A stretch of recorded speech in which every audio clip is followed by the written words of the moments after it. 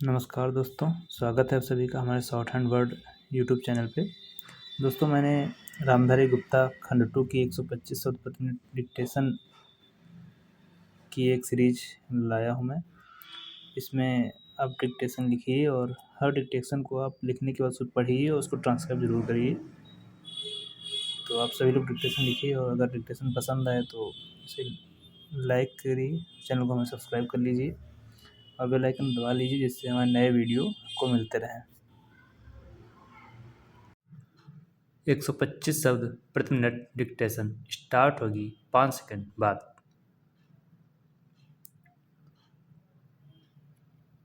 Start. महोदय, निस्संदेह ही आज भी हम भले ही कई मुश्किलों का सामना कर रहे हों, फिर भी हम 1991 के उन दिनों जैसी स्थिति में नहीं हैं। एक राष्ट्र के रूप में हमने काफ़ी भरपाई कर ली है और हम आगे बढ़ने के लिए तैयार हैं। श्री राव के नेतृत्व के बिना यह संभव नहीं था। अब यह अटकल लगाना व्यर्थ और मूर्खतापूर्ण भी है कि कोई और नेता होता तो क्या कुछ ज़्यादा और बेहतर किया जा सकता था या नहीं। तथ्य यह है कि वही नेता थे जिनके कारण हम एक ऐसी स्थिति तक पहुंच गए हैं जो देश और उसकी तरक्की के लिए निरापद है। हम जिस अवधि से गुजरे हैं वह बहुत मुश्किल और हलचलपूर्ण थी। सोवियत संघ के पतन और विघटन से हमारी जो कुछ भी अंतर्राष्ट्रीय स्थिति थी उसका आधार ही खत्म हो गया। ऐसा लगता है कि हमारे देश में कुछ लोग इस घटना का पूरा मतलब नहीं समझ पाए हैं।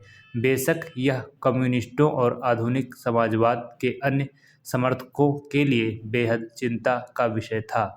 इससे उन सभी निष्पक्ष देशभक्तों को काफ़ी दुख हुआ जिनके लिए सोवियत संघ अच्छा मित्र था और अकेली विदेशी शक्ति थी जो हमेशा हमारे साथ खड़ी होती थी।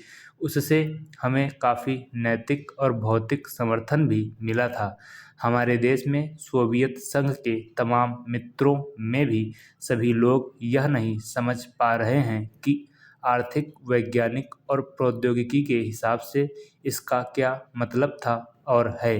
जब हमें सख्त ज़रूरत थी तो कोई ऐसा नहीं था जिसकी ओर हम देखते घबराने और अपने देश को दिवालिया राष्ट्र घोषित करने के बजाय प्रधानमंत्री ने मुश्किलों का डटकर मुकाबला किया, हमें इस संकट से निकालने की व्यवस्था की और साहस के साथ देश को एक नए आर्थिक रास्ते पर अग्रसर किया।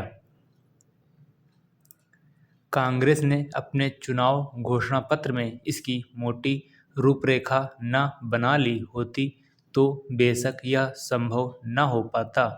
इस घोषणा पत्र के मुख्य निर्माता स्वयं राजीव गांधी थे और इसे तैयार करने में श्री राव उनके मुख्य सहायक थे।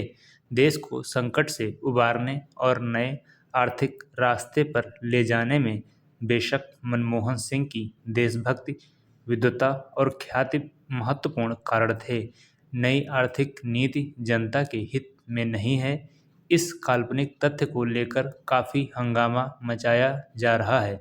इसके उलट अगर इसे अपेक्षित ढंग से लागू नहीं किया जा रहा है तो इसकी वजह यह है कि जनता के नाम पर हर तरह की आंशिक और कॉरपोरेट मांगें पूरी की जा रही हैं। प्रधानमंत्री ने दो महत्वपूर्ण तरीकों से नई आर्थिक नीतियां बनाने में अपना योगदान दिया है। सबसे पहले तो उन्होंने नई नीति लागू करने के लिए मध्यम मार्ग अपनाने पर जोर दिया है। नए आर्थिक कार्यक्रम को लागू करने में उन्होंने जो दूसरा महत्वपूर्ण योगदान किया है वह है इसके पक्ष में राष्ट्रीय सहमति बनाना। महोदय, हमारे देश में राजनैतिक विचारों में जितनी भिन्नता है उसके मद्देनज़र यह एक असाधारण बात है, जबकि इनमें से ज़्यादातर लोग यही ठाने रहते हैं कि चाहे जो हो और जो भी मुद्दा हो उन्हें विरोध करना है। चुनाव में झटकों और यदाकदा टेढ़े-मेढ़े रास्तों के बावजूद प्रधानमंत्री के नेतृत्व में जो नई आर्थिक नीति बनाई गई है उसे राष्ट्रीय स्तर पर स्वीकार कर लिया गया है। माकपा से लेकर जनता दल और भाजपा तक आर्थिक क्षेत्र में मूलभूत सुधार के अलावा पंजाब में नाटकीय बदलाव आया है। बंदूक की लड़ाई की जगह अब पूरी तरह बैलेट की लड़ाई ने ले ली है। उस प्रदेश की जनता के लिए यह दूसरी आज़ादी से कुछ कम नहीं है। असम और उत्तर पूर्व के कई हिस्सों में भी ऐसे बदलाव आए हैं, हालांकि वे पंजाब जैसे नहीं हैं। ऐसा समझना कि आतंकवाद का खतरा टल गया है बेशक गलत होगा, पर जो सफलताएं हमने पाई हैं उन्हें स्वीकार न करना कम गलत नहीं होगा। पंचायत और स्थानीय निकायों के चुनाव कराने को भी साधारण काम नहीं समझा जाना चाहिए। इस कदम से महात्मा गांधी के सपने और दिवंगत राजीव गांधी की लोकतंत्र के लिए प्रतिबद्धता फलीभूत हुई है। यह संविधान की अपेक्षाओं के अनुरूप लोकतांत्रिक क्रांति को आगे बढ़ाने का प्रतीक है। इससे हमारे राष्ट्र का लोकतांत्रिक आधार मजबूत हुआ है। हिंदुत्व के घटते उन्माद का ध्यान रखना भी उतना ही महत्वपूर्ण है। भाजपा और शिवसेना को चुनावी सफलता भले ही मिल गई हो, पर राष्ट्रीय स्वयंसेवक संघ का नेतृत्व भी मानता है कि उसका मुख्य कारण कुछ राज्यों में भ्रष्टाचार, बढ़ती कीमतों, बेरोजगारी आदि जैसी सामान्य समस्याओं से निपटने में कांग्रेस सरकार की नाकामी थी, न कि सांप्रदायिक भावनाएं। हिंदू सांप्रदायिकवाद में स्पष्ट कमी आना बहुत बड़ी राष्ट्रीय उपलब्धि है। इन सबसे महत्वपूर्ण है सार्वभौमिक मामलों में भारतीय व्यक्तित्व का फिर से उभरना। इसके आयाम हमारे विदेश संबंधों में आर्थिक अंश की वृद्धि से कहीं अधिक हैं। चीन से संबंध लगातार सामान्य होते जा रहे हैं। भारत ईरान संबंध फिर कायम हो गए हैं। इसी तरह दक्षिण अफ्रीका के साथ परस्पर लाभ के सहयोग की नई संभावनाएं बनी हैं। अमेरिका और अन्य विकसित पूंजीवादी देशों से सहयोग बढ़ाने की दिशा में समुचित ध्यान दिए जाने के बावजूद किसी भी मसले पर हम नहीं झुके हैं।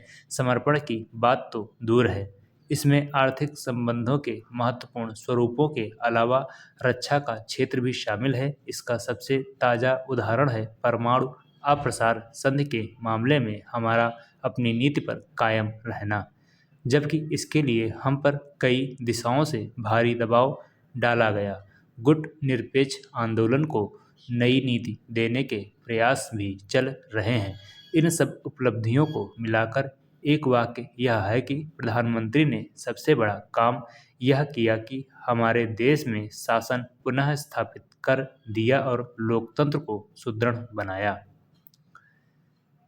महोदय, देश की लगभग 3/4 जनसंख्या गांवों में रहती है, जिनकी आय कम होने के साथ साथ शिक्षा, स्वास्थ्य, पेयजल आदि अन्य आवश्यक सुविधाएं भी उन्हें पर्याप्त मात्रा में उपलब्ध नहीं है।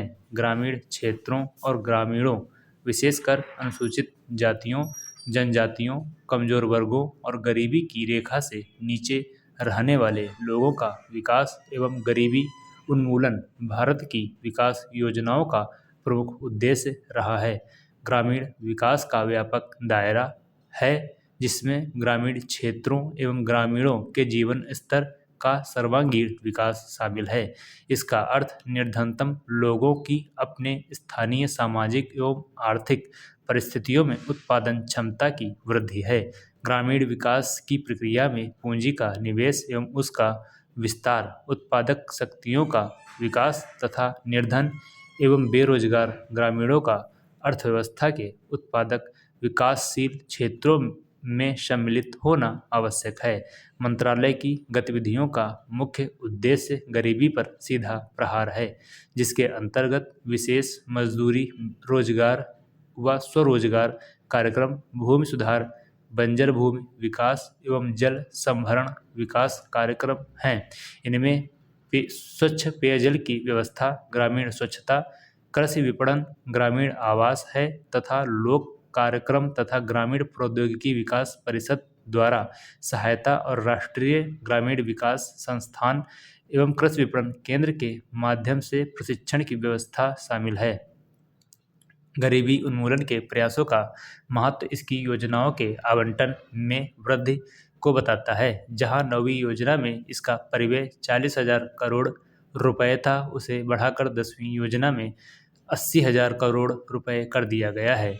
इस बढ़े हुए परिव्यय के साथ साथ जैसा कि पंचायती राज संस्थाओं से संबंधित महत्वपूर्ण संविधान अधिनियम 1992 में बताया गया है, लोगों के कार्यक्रमों में बेहतर भागीदारी प्राप्त होगी, जिससे निर्धन ग्रामीणों के जीवन स्तर में सुधार लाने के प्रयास को नई दिशा प्राप्त होगी। ग्रामीण क्षेत्रों में गरीबी उन्मूलन के राष्ट्रीय प्रयास में ग्रामीण विकास मंत्रालय के मुख्य कार्यक्रमों को दी गई नई दिशा की एक झलक इस पुस्तिका में प्रस्तुत है। ग्रामीण गरीबी की समस्या कम ग्रामीण उत्पादकता और अल्प रोजगार व बेरोजगारी से जुड़ी है।